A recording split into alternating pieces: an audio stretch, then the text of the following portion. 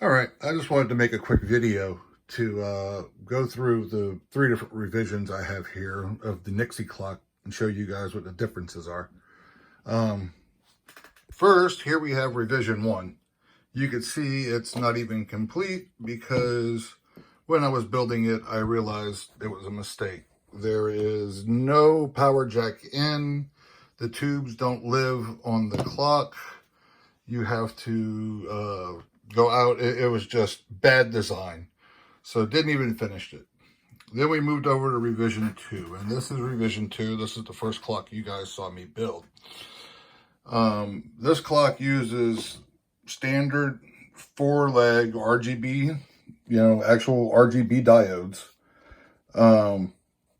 It runs off of the same brain. All of these clocks run off the same brain. And this is the AT Mega 32. It's the same thing that is in an Arduino. And it multiplexes this chip right here, which is the Russian, the KN55, whatever the hell it is. Can't remember off the top of my head. But it's the same chip that, it's a Russian chip, the ones that they built. The tubes mount to these headers right here.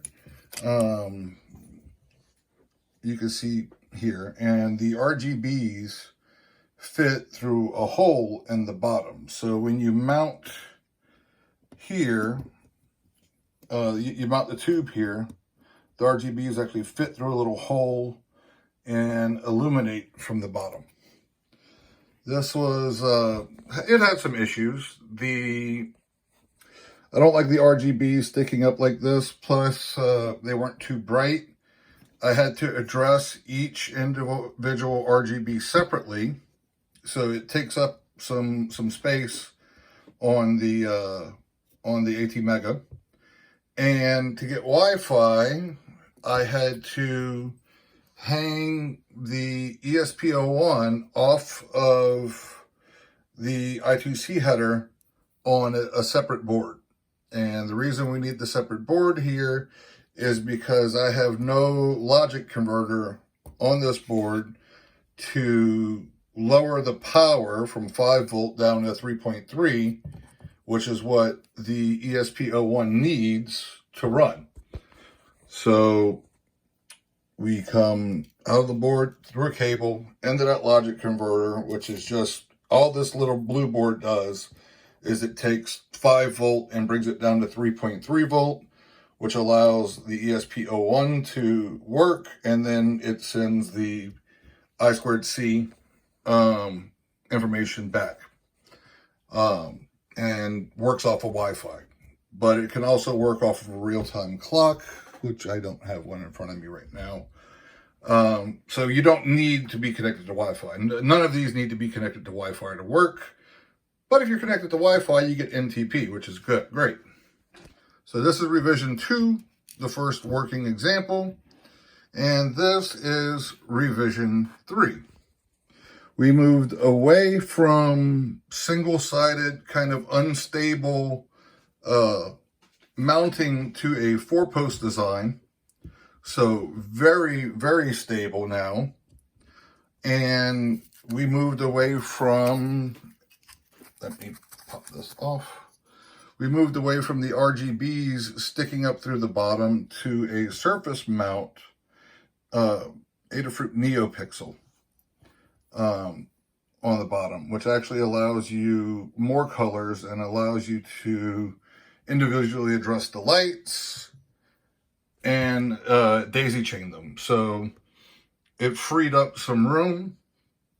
If you know, you can look at this and you can see that the power circuit is the same exact thing. So that didn't change. The opto isolators didn't change. A lot of stuff didn't change. Except now I have the logic converter, which is right here, now built into the board right here, which allows the ESP01 to live on board. So I don't need to hang it off on a different board.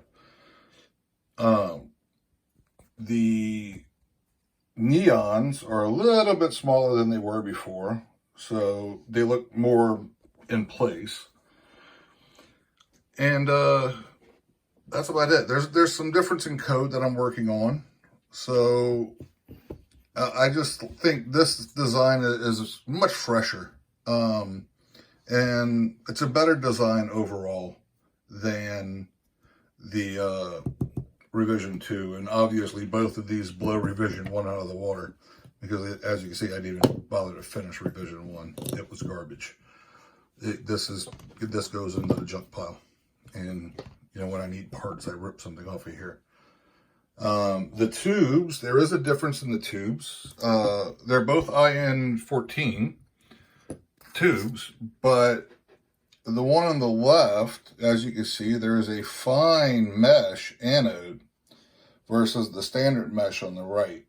I like the fine mesh over the standard mesh. I just think it looks really cool. But the fine mesh cost about twice as much as the standard mesh does. So, and they only made these really early, and they are very, very hard to find. They both look great, don't get me wrong. In fact, the standard mesh is kind of growing on me. But I really like the fine mesh. I think it looks great. So that is the 3 revisions of the clock and the 2 different types of tubes. And you know, that's where we're at right now. I've got some more things I want to work on in this design, adding a PIR, either infrared or microwave.